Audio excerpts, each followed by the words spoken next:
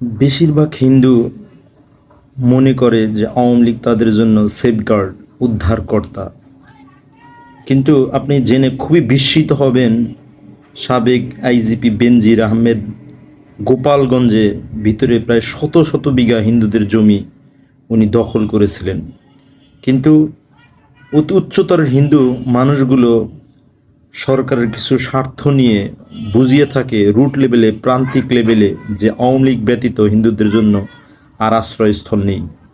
কিন্তু আওয়ামী লীগ এক ধরনের ব্ল্যাঙ্ক চেক পেয়ে থাকে এই হিন্দুদের কাছ থেকে, কিন্তু হিন্দুরা কখনোই চিন্তা করে না যে আমাদের যে হিন্দু আইডেন্টিটি, এই আইডেন্টিটির মাধ্যমে আওয়ামী লীগ যেমন ব্ল্যাঙ্ক চেক পেয়ে আমাদের তদারকি করে না, আমাদের দেখভাল করে না, কারণ তারা ধরেই নেয় যে হিন্দুরা আমাকেই ভোট দেবে, আমার বাইরে কাউকে ভোট দিতে পারে না।